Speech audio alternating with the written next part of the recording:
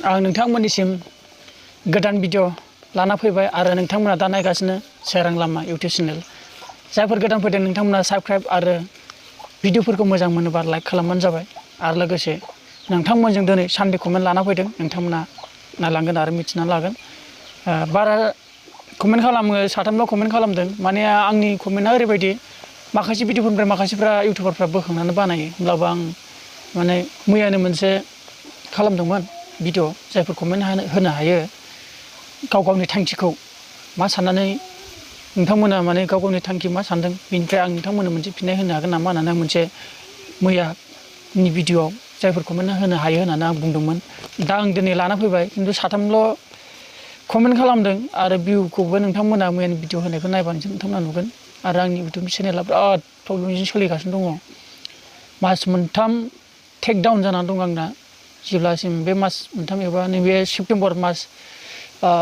23 तारिखआ मोनफैगोन अब्ला 23 डेटआ मोनफैगोन अब्ला आं बे टेक डाउन जानाया स्ट्राइक फैनाया बोखार जागोन बेनिखायनो दा बिराद टेनसनजों सोलिगासिनो बिराद दुखुजों सोलिगासिनो आं माने आंनि चेनेला माने कन्ट्रल गैयै जानानै दं माने रिस्क गैयै बेफोरबायदि समस्या जानानै दं मानो होनबा जाय मानसिया मावना होबाय बेबो आरो सिङाव सिङाव आंखौबो डाइरेक्ट खामानि मावना होबाय होमब्लाबो आंनि सायाव गोदान इउटुबार होना बिदि खालामनो नाङामोन होमबाबो मा खालामनो नोंथांमोननो आं बे मुंखौ लाना फैला सानसे समाव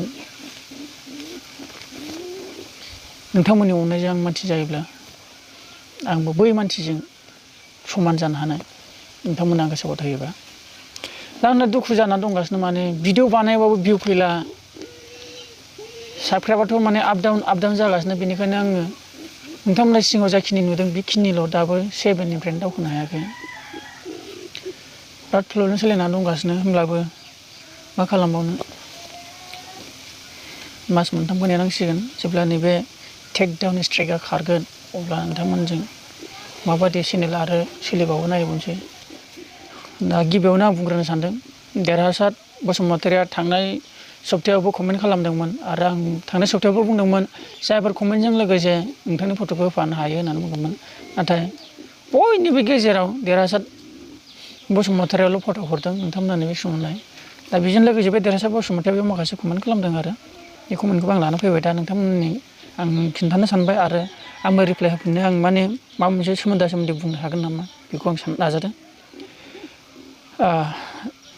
देरहासार बसुमतारि मानसियाथ' सानो बयबो जिउआव गासिबो गेदेर गोलाव जानो नाथाय जोंबायदि मोजां फरायनाय नङियालाय थांखियाथ' थिग आदा जिउआ बेसे मोजां न'खर दानायनि मोजां न'खर खुंलांनो थैजासिम बे बुंनाय मथे बिदिनो जाहैदों मानसिनि साननायाव जोबोद गिदिर गिदिर साननाय फैयो एकदम आं बिदि जानो होननानै उन सिगां बहुत मानसियानो सानो आरोना नों जेनेबा देरहासार बसुमतारियाल' नङा बेफोरबायदि साननाया जोंफोरनावबो दं आरो गोबां मानसिनावबो दं माने जि आखाइयाव मुथा गैया बैखौसो राहा गैयैखौ सानहरो आरो बेफोरबायदि जानो होनना सानो मालायफोरनिखौ मोननाय बेफोरबायदि खायसे सानग्रा दं नाथाय होमब्लाबो खिन्थु मोनसे बाथ्राया बेनो मानसिया आखाइयाव थाखा थायोब्ला जिखौ सानदों बेखौ मावनो हायो आरो आवगायनोबो हायो आरो आखाइयाव जाय फैसा गैया आवगायनांगौआ बिराद गोब्राब जायो नांगौखिनिखौ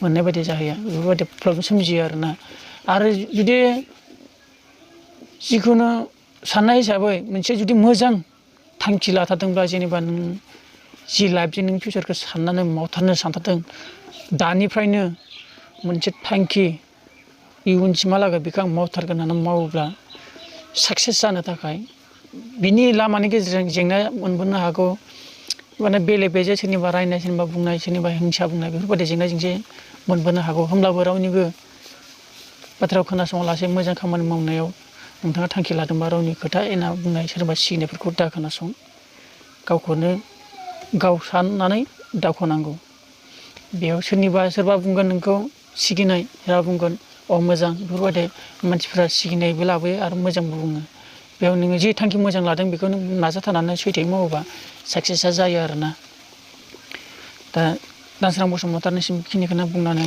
दोनथ'बाय आरो 2 नम्बराव गलाब बाग्लारि आंथ' साननाया गोबां गिदिर गिदिर सिमां दं आदा जाफुंगोनसो ना जाफुङा नाथाय गलाब बाग्लारि गोसोआव गोनो गोथो लायोबा मालाबाबो साक्सेस जानो हाया।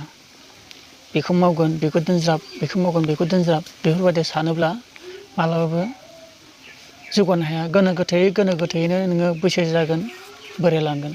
गोनो गोथो साननायखौ लाबोनाङा। आंनाबो जाखिनि दा इउटुब आं सलायदों, मानसिफ्रा आंखौ कमेन्टआव गोबां बायदि बायदि बुङो। होमबाबो आं बिसिनि कमेन्ट होनायखौ आंनाव जेबो आं सिरियास लाया आरो आं टेनसनबो लाया गाज्रि कमेन्ट हरनायफोरखौ। बेफोरबायदिया मावनो दांनायाव एसेबाबो जेंना जेंसिया फैखायो। बेखौ नों बारा फकास खालामनाङा आरो गोसोआवबो गोनो गोथो लानाङा। सोरनिबा बुंनायजों सोरनिबा होननायजों बेफोरबायदि गोनो गोथो साननाङाबो। आरो नों बिदिल' साननानै दङब्ला नोङो मालाबा साक्सेस जानो हानाय नङा। जाफुंगोन ना जाफुङाथाय बेखौदि साननाङा। नाजायोबा नोंनि साननाया जाफुंगोन। एसांनाखि गिदिरानो जाया मानो बा फिसायानो जाया मानो, नों नाजाथारोबा थांखि लाथारोबा जाफुंगोन आरोना। एकदम गोसोआव दाब दाब लानांगोन नोङो आं मावथारगोन बे खामानिखौ होननानै थांखि लाथारनांगौ, होमबासो साक्सेस जानो हायो। दा बेखिनियानो नोंनिसिम। सोमखोर बसुमतारि। आंहा फरायनायबो बारा गैखाया, बेखायनो आं सानो नांगोल जुंगालजोंनो सोलिलांनोसै बे जिउआव। नाथाय आं दा बेंगालरावसो दंथ'यो। आं 2022 आवसो न' फारसे थांगोन। बेसे दुखुनांथावना सोमखोर बसुमतारि, नोंनि कमेन्टखौ दाखालि थांनाय सप्तायावबो आङो फरायदोंमोन। दा बेनो आरोना, जोंनि बर' रावबो बांसिनानो गैखायाबा जानो गैया। आंबो बाहेरायाव मावनानै जाग्रासोमोन। दा आंबो बुजिनाय दङ बाहेरायाव थाना मावना जानायखौ। गुबुन हादराव थांबा इनाय बानाय मावनो बाबाबो गवा, मावथारनांगौ। आरो बेनो आरो बाहेरायाव थांदोंब्ला कम्पानिफ्राव मावना जादोंब्ला बेखौनो आं हास्थायो फैसाफोरखौ नोंगौ खामानियाव मावनो थाखाय जमा खालामना ला। आरो फैसाखौ बुथुमनानै नों नांगोल जुंगालानो दाङा मानो, नांगोल जुंगालजोंबो बेराफारसे नोंहा इनकाम फैगोन। होमब्लाबो फैसायाबो बेराफारसे मोनसे इनकाम फैयो। जि थांखियाव बाहायनो गोनां बेफोर फैसाखौ नोङो नांगौ बायदि बाहाय। आरो दा नों बाहेरायाव खामानि मावदोंबा फैसाफोरखौ जमा खालामनानै ला, गाव गावनो बेंक बानायनानै मोजाङै जमा खालामना ला। इयुनाव नों जेब्ला जुलि जागोन अब्ला नोंनि थाखाय मोजां लामायाव फैगोन। आरो जेब्ला नोङो जि लामाखौ मावनो थांखि लागोन अब्ला बेफोरबायदि फैसाखौ नोङो उनाव मावलांनो हागोन, फैसाखौ जमा खालामना लायोबा। दा बेखिनियानो। नोंसोरो बा जायखिनि मानसिफ्रा नुदों थांखि गैयाबा रावबो साक्सेस जानो हाया। थांखि लायोब्लासो बयबो जौगानो हायो आरो गाव गावनि लामाजों आवगायबासो बयबो मानसि जानो हायो। सोरनिबा बुंनायजों, सोरनिबा होननायजों, सोरनिबा फैसा गुस्सा होनायजों मालाबा मानसि जानो हाया। गाव हारसिंनो थांखि लानायासो मानसि जानो हायो। दा बेखिनिखौनो आं दिनै सानडे कमेन्टजों नोंथांमोननो जाखिनि हायो रिप्लाय होबाय। आरो बेखिनिखौनो बुंनानै नोंथांमोननिसिम जाबाबो जायाबाबो नोंथांमोननो फोरमायबाय। होमबा नोंथांमोननिफ्राय आं बिदाय लाबाय। बाय बाय।